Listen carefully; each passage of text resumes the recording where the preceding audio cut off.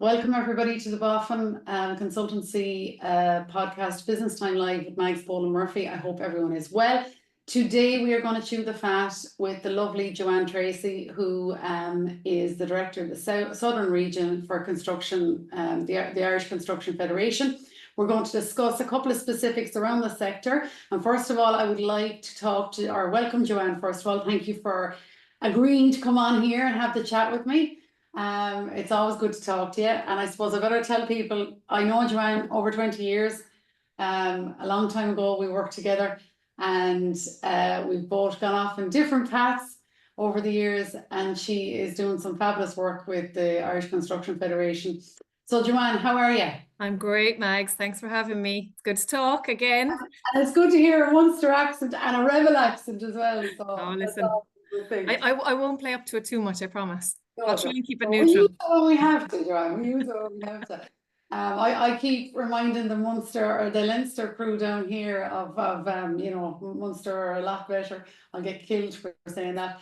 Anyway, Joanne, tell us a little bit, I suppose, for our listeners here, tell us a little bit about your own journey into the construction sector. Yeah, so thanks again, Mags, for having me. It's brilliant to be on chatting to you today, and I'm delighted to kind of highlight, I suppose, some of the key issues in the construction industry at the moment, and we'll talk, I'm sure, a little bit about the challenges too. My journey was not a straight line into the construction industry. Way back, I started off on a completely different path. Actually, my original qualification, I suppose, was in graphic design, and I worked as a designer and then decided I got the travel bug, as many did over 20 years ago, and I went off and I did that and got it out of my system. And when I came back, decided that design really wasn't where I wanted to be anymore.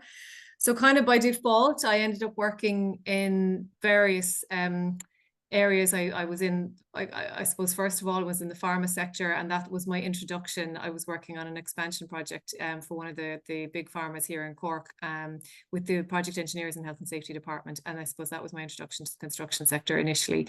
That would have been back in 2005, 2006. And from there, really, it kind of grew, it evolved. From there, I worked then with an engineering company and project management company in Cork, again, kind of with their project engineers and safety. And from there, I then went to another a company in Cork, which if it's okay to mention, called EPS, where I got a fantastic education, I suppose, and that's really where I got my feet stuck in under the table. I qualified there with safety, I qualified in quality management systems, and eventually qualified in HR. So really worked in all different divisions and aspects, and as I said, was a fantastic education up to the point where I'm at now, in where I joined the Construction Industry Federation a couple of years ago. So that's a real whistle-stop tour of how I found my way in. No, it's a good one. It's a good one, and it just goes to show that, you know, we take different paths for different reasons. And like you, I really, really love working with construction. I was in it. I came from a family where it was very much present, but and the funny thing was, my dad didn't want me going into the construction sector. He didn't want his daughter working in construction. But I love it, and I loved it then, and I still love it now. And I suppose you have to understand it. You have to be able to relate to it as well, a small bit, in order to work with it. So at the moment, actually, just before we go on to that, talk to me a little bit about what the function of the Irish Construction Federation is and what it actually focuses on doing. Well, the Construction Industry Federation is the voice, essentially, of the construction industry. And by that, it represents construction businesses all over Ireland with regard to whether they have whether they need support with regard to safety issues, IR, industrial relations, employee relations, health and safety, advice or guidance in any of those areas. We'd also then have specialists who would be able to support our members in relation to procurement, tendering, public works contracts. You know, there's so much red tape, there's so much legislation behind all of that. As you know, we have specialists in the housing area, and obviously such a an important sector, you know, particularly in Ireland at the moment, whereby we work closely with our members to identify, I suppose, what the key challenges they have and how they could see things moving faster, or how things even to get things moving in that area. What do they see on the ground that we can then maybe approach government or approach local authorities, you know, the representative bodies, the stakeholders, Uisce Éireann, ESB, whoever it may be, and engage with them and try and develop relationships with those stakeholders to try and I suppose accelerate delivery, accelerate development, and really get things done. So I suppose there's a lobbying aspect too. And as I said, we represent housing contractors, we represent main contractors, civils, specialists, so mechanical, electrical, scaffolders, you know, you name it. And everybody from your one man kind of got, you know, working, you know, building in the industry as a subcontractor, whatever, you know, painting, decorating, whatever it might be, up to the multinational, multi-million euro development companies, so and contractors. So really it's incredibly vast and so interesting. And the reason I find that as well, that, you know, a lot of people say to me, my God, you work with the construction sector. I do, because it is really, I find it very interesting, and I love machinery, and I understand, you know, all the bits and pieces that surround the industry. The reason I asked you that as well, I suppose, Joanne, is we need to highlight the fact that the Irish Construction Federation is there for, which is brilliant to hear, it's there for the one-man band up to the multi-employee setup, which is great, which means that it's accessible to everyone, because sometimes I feel that the perception is that you have to be a certain size to go towards the Irish Construction Federation, but I know that's not true, and you know that's not true. So it's great to kind of remind people of that fact as well, that there is that support there and that it's easy to access. With the different members that you have at the moment, where do you see most of the challenges lying yourself at the minute? I don't think I could pinpoint one sector that having the most challenges. I think they all have unique challenges in each of their areas. You know, speaking with members, you know, across the board, they would, you know, particularly we're entering a new year. You know, we're obviously we've a new government in place. I'm sure the ministers have just been announced or being announced, you know, as we speak, possibly. It would be interesting, you know, to see, you know, what changes they might bring. But I think there isn't one specific sector that has any, you know, more challenges than the other. I think they all have their own opportunities and challenges coming down the tracks. But generally, I would say, you know, the biggest thing is we have a fantastic industry in Ireland with a massive bucket load of experience behind us in relation to building at every scale, you know, from, you know, your basic kind of, you know, groundworks right up to the, you know, our massive manufacturing facilities that we've seen, you know, the likes of Eli Lilly in Limerick, or where, you know, just to name one. Like, we have so much experience in this country that we are just chomping at the bit to get going. And really the biggest challenge probably across the board would be funding to, you know, and government support really to get these issues. We have planning, you know, obstacles and challenges. We've funding obstacles and challenges. They're kind of, I guess, you know, they're shared across the board. And I have to, you know, I don't think I could kind of pinpoint and say one sector is more challenged than the other with regard to those. I think as well with the funding piece, that's something I see as well, Joanne, with a lot of the construction entities that we deal with, that it's like it's a stopgap, really. Not a stopgap, that's the wrong terminology, but it's a case of chicken and egg. They can't go forward, but they can't go back either. They have to, you know, they need that support. And it's great to hear about the lobbying, because that's a strong piece, to be able to lobby for SMEs in the sector and help them. It's so important. It's so important. And it's, you know, we are there to listen to our members, and without our members, you know, letting us know what the challenges are on the ground, we can't then bring them to the relevant stakeholders to get things moving or help get things moving. It's so important that we have those relationships developed. And, you know, I guess one thing, it's probably so glaringly obvious, I didn't mention it in your last question, but infrastructure is, you know, I would say infrastructure is Ireland's biggest opportunity stroke challenge this year. Without the proper infrastructure in place, we cannot move forward with reaching our housing targets, with encouraging more foreign direct investment, resolving our housing crisis, helping our employment. I know there was an announcement in Wexford like this week, again, in relation to loss of a huge number of jobs. We have to get things moving on the infrastructural side, and we have to plan for the medium to long term. We have to stop thinking about okay, we'll just resolve this problem today and we'll deal with tomorrow's problem tomorrow. We have to be thinking longer term, because the population in Ireland is mushrooming and we need to be able to cater for that. And I was talking to a couple of people actually in the last week and a half and this morning as well, after the announcement yesterday of the loss of jobs here in Wexford.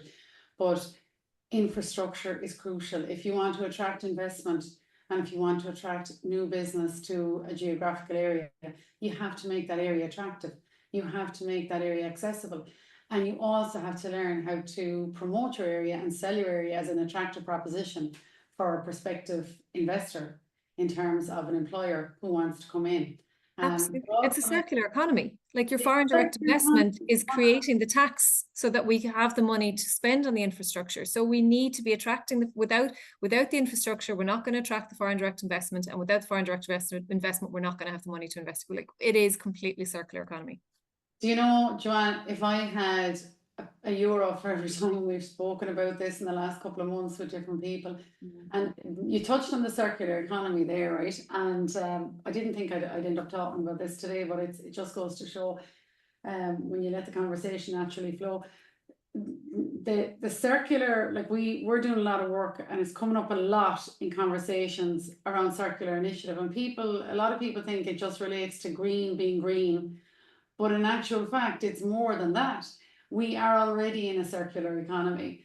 How do you see circular initiative in the sector working for businesses? I see it as an opportunity for businesses. How do you view it yourself? I think we have to be very careful we have to be careful about the levies that have been implemented first and foremost. If we allow any more levies or, impediments, we'll say, to development to be put in place, obstacles, challenges, cost increases to be, I guess, put in front of us, we're not going to see any circular initiatives or otherwise happening. So I think there is, like in relation to sustainability, net zero cities, climate, action, it's all here. It's not going anywhere. We're seeing, unfortunately, we're seeing the impacts of our climate crisis on, when you look at the fires in LA, you look at the extreme weather events even we're having here in Ireland. So we need to be thinking about how we can build in a more, I suppose, sustainable and environmentally friendly manner. But do I suppose, and again, it's not my area of expertise, do I think increasing levies, constantly putting more levies in place in relation to, we'll say, this soil and stone now is most recent, there's like, I think 10 cents per ton, or is it €10 per ton? I'm not going to have that figure right, so I don't want to be quoted on it, but there's a new levy in from the 1st of January on soil and stone, which is going to have a huge impact on our contractors and developers. These are increased costs, and the more we increase levies and increase costs, the knock-on impact of the cost for the consumer is going to be put in place. So, like, I don't know, is that circular? Prices being, like, costs being increased continuously because of levies and government,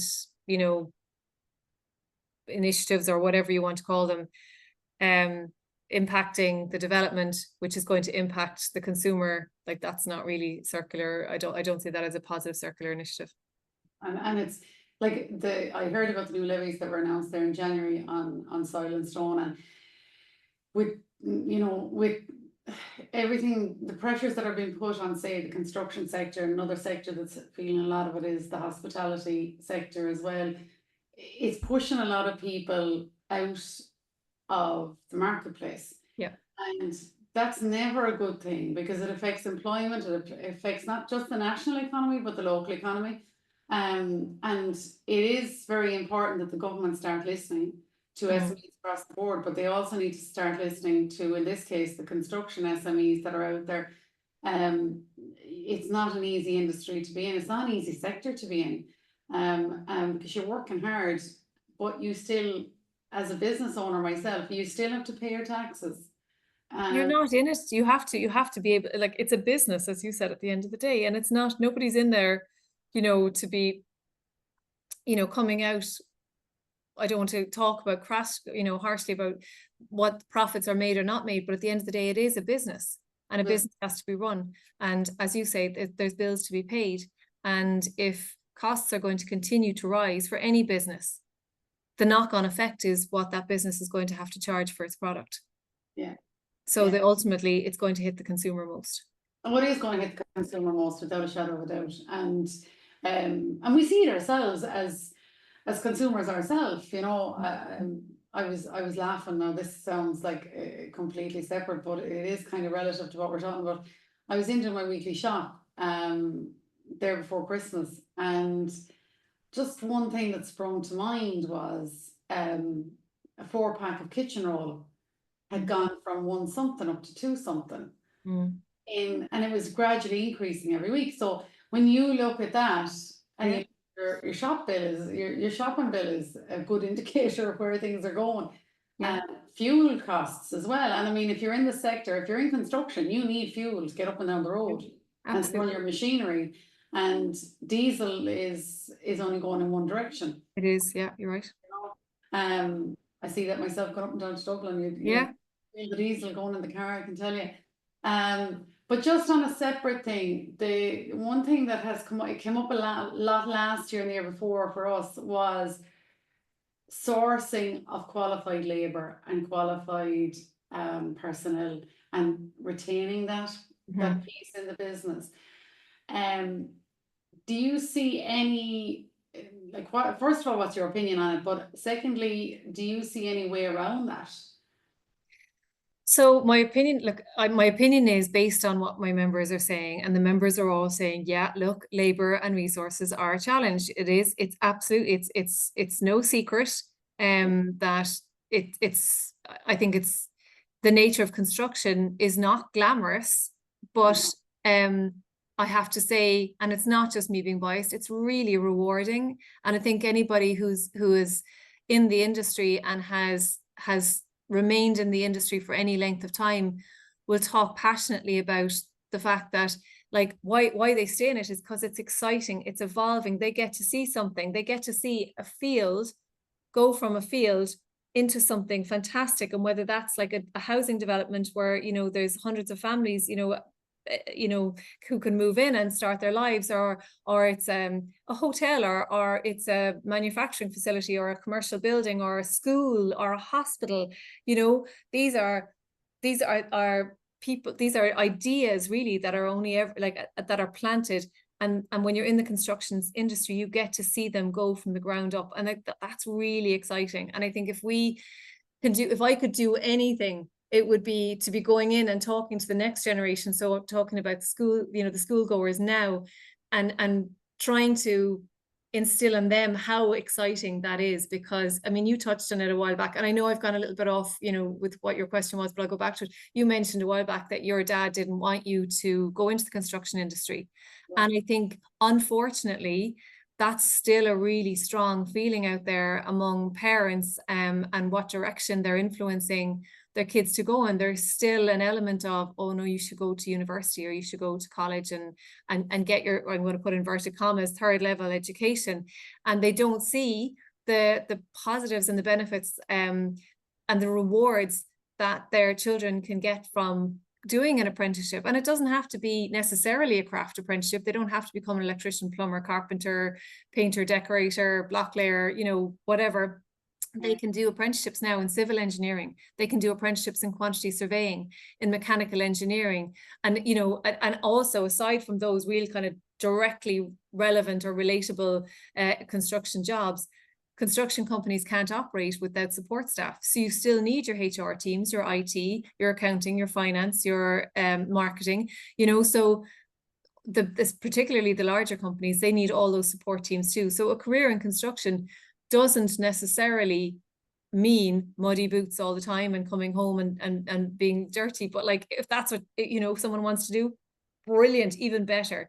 So I think if you know, you kind of had two arms to the question, what was my opinion? Look, the fact is, it's not an opinion. The fact is that there are challenges out there in terms of attracting and retaining labor within the construction industry. You know, that is a fact. We are constantly, I suppose, CIF as a federation are constantly working on initiatives to try and help our members within that space, and whether that's supporting them to go into schools, or, you know, we've got some great initiatives now. There's a Safe Pass initiative or campaign whereby CIF have worked with Solace and have got funding from Solace, where it's to facilitate Safe Pass training for secondary school students. So we can train 20 students in Safe Pass and equip them then to go out and get a summer job, you know, and get a taste for construction.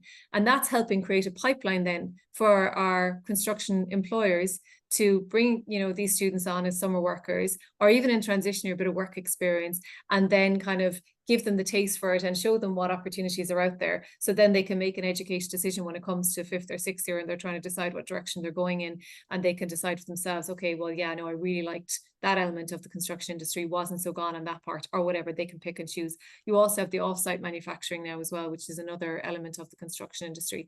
So there's lots being done. We also have the critical skills visas, which we're again always looking at, and the latest, I think, application we're looking for now, or we're looking and trying to get planners added to the critical skills visas, because given that planning is such a challenge within the industry, we need to resource that whole section, and whether it's in a local authority or whether it's in the planning on board Planola, wherever that may be, we just need to get more resources in there. So I don't know if I've covered everything there. I'm quite passionate about the whole careers piece, and particularly talking to the students and encouraging them, and trying to change the mindset between teachers as well as parents, and saying, you know what, like, don't discourage your kids from any career, really. Like, let them figure out what they're passionate about, because the old saying goes, if you like what you do, it'll never feel like a day's work, right? You know, Joanne, like you reminded myself, I'm very passionate about what I do, and sometimes it definitely comes across, I've been told, but I love the fact that you were talking about, and you weren't going off point or anything. This is the way things are supposed to go in our conversations. But Yeah. With the school kids, like I go and I do talks to kids in disadvantaged areas through an entity called Inspiring the Future. But and it's just to show them that you can do whatever. It's not all about what I do. It's that you can do whatever you want to do. There's always ways around it, and there's more to do it. But just, you reminded me there of something that my daughter, when she was quite little, we were overseas, and we were driving along a main road, and there was a lot of work being done.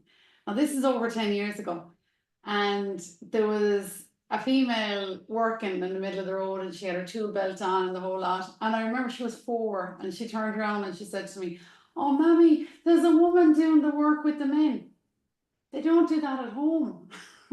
I know. I thought, my God, out of the mouth of babes comes the truth. But it's absolutely, what you said there is so spot on. We take in a TY student here every single year, and I will never not do that.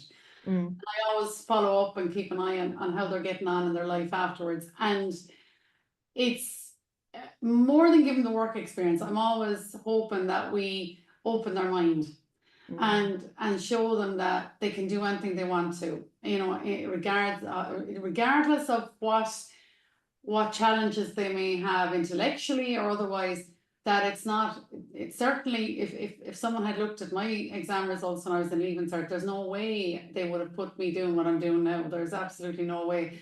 But if you want to achieve something, you can. And I think apprenticeships are massively, massively valuable. And I'm delighted to see them opening up again. Yeah. A friend of mine, a university friend of mine, I shared a post there on LinkedIn. Her daughter got let down with an electrician apprenticeship. And I think you saw it, Joanne. And I did, yeah. like I was talking to her mum online over the last couple of months, and her daughter is so focused on electrician. This is her job. This is what she wants to do. She's passionate about it. The good news is she's after receiving 2 offers. Brilliant. based on the post going viral. Great. And she ended up on the radio and stuff in the UK with it. So that was a fantastic result. Brilliant. But it was great to see, that there's more females coming into the sector now, both in the backroom stuff, as I say, in the admin side, but also boots out on the site as well. That it's becoming a norm now, and an accepted norm as well. And I definitely think that, let's be honest, if you're good at what you do in the construction sector, you won't be able to work. No, and I think there's a couple of things on that, right? So there's the statistics are still a little bit weak in relation to women in construction. So at the moment, we still have under 9% of the industry employing women, and out of that 9%, only 1% is working actually physically on construction sites. So in terms of the figures, the stats are still far too low. They're still, way lower than we'd like them to be. But yes, I think you're right. The mindset is changing. The stigma is being removed, and thankfully, finally, we're getting to a place whereby, the opportunities are more equitable. Now, I also would say that as much and all as I am a champion for, promoting women in construction and in the construction industry, I think we equally need to educate the young boys coming up, and so that we do have a society whereby, it doesn't matter, whether it's the man or the woman who's got who's the main breadwinner or is doing more of the load at home, whatever. There needs to be more equality or equity, I should say, there. And I think that's, rather than focusing solely on promoting careers in construction for girls and women, we need to be educating the next generation of boys and males coming up along to acknowledge that, it's a shared world, and we need to, we need to acknowledge that. So I think there is a piece in that as well. And I know that I'm going to give it a vain plug. We have the CIF International Women's Day coming up on the 7th of March, which is a fantastic day. It's a fantastic day. And it's on in Johnstown Estate in Enfield in Meath. It has literally year on year, that event is growing from strength to strength. I think 2 years ago, I don't know, was there maybe 300 people at it last year, 400 this year. There's I think capacity for 500. So it is brilliant to see a room full of women. The energy is palpable in the room on the day, but even more importantly, we're getting more of the men into the room, and more of the decision makers in these companies, particularly in the larger companies. We're getting more of those people into the room, so that we can, and we're about making commitments on that day that we can then come back the following year and say, okay, well, did you do what you said you were going to do? Rather than it just being a tick box and saying, let's just celebrate women in the industry. Let's actually make tangible changes and commitments here to move things forward. Yeah, I think that's really, really important. You guys are doing that because it's needed really in a lot of sectors, and it's needed in enterprise full stop, I think, and hopefully the right person will be put into that ministry. And we can lobby a little bit for change, not just for the construction sector, but for SMEs across the board. But I do think I'd seen that event advertised, so I may look at it again. I do think that that's a great initiative, but I also like the piece that there's men coming into the room. And look, I'm not about men on one side, women on the other. I've never been like that. I think it has to be a level playing field. Yeah. I think that's the most healthy approach to progress. Yeah. And I think you're right. I think it's not just, when I was speaking about apprenticeships, I was meaning that in general. And I think, look at, you know what, college isn't for everyone either. But there's still there's still a good bit of learning in apprenticeships. You still have to get your piece of paper, and it's a recognised qualification. And I do feel that the boys out there and the young boys and the young men that are coming up also need that education piece. And the more we can do that, and possibly with boys and girls in the one room, Yeah. that I think it's a healthier balance, because I went to an all-girls school, and really and truly, it would have been, if it was mixed, it would have been a great deal better, probably in different times. But there was never a mention of construction or engineering or No.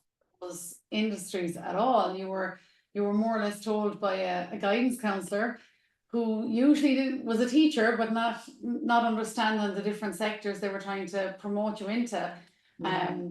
They were, told what sector to go for. And most of the time we kind of defied the odds and went our own way. But I think as well, like, there is an onus of responsibility there at second level to, because you are responsible in a certain, you're dictating to a certain degree their future of a lot of young people coming up through the ranks. And I think that's that initiative that you mentioned there through Solace. It's fantastic, and I might get more details on that actually. Yeah, absolutely. Yeah. I definitely have a few schools I'd share it out with, that if they can get opportunities like that with a recognised body that is showing them the reality of what's involved. Well, and I have a real solid example of that. So the way the initiative works is that because there's so many schools we're trying to get out to, we offer it to a school once, and at the moment we can't be kind of going back to the same school year on year, because we're trying to get out to so many other schools. The funding, obviously, like any funding, is limited somewhat. But we have one example actually in your hometown in Limerick, whereby there was one particular school who availed of the initiative 2 years ago, and it is a DEIS school, and they had such a positive response from their students who went out after they completed their Safe Pass and were able to get summer jobs. And some of them went on to do apprenticeships. And the teacher came back to us early last year begging and pleading to be able to, I suppose, avail of the initiative again. And unfortunately, because of the parameters we have on it, we couldn't. But what we did do is we approached a couple of members and we asked would they sponsor the initiative for that school for last year, and they did. And so as a result, another 20 students from that school were able to receive their Safe Pass. And it's those kind of things that, because of the, where CIF is at, that we can actually help kind of with those initiatives. And ultimately, if we can get more people into the construction industry by doing that, it's a benefit to everybody. Absolutely. And Joanne, just like, what can we do as business owners, or what can anyone listening here, what would you like people to do to support the sector right now? So I suppose for any construction industry related members, or not even CIF members, there could be loads of construction industry companies within your region listening to the podcast today. And for those, I would say, reach out to us if you have questions. If you're not sure about what the membership of CIF is all about and whether it's right for you or not, give us a call. There's only one way to find out. We're always happy to talk to new members and to help them figure it out along the way.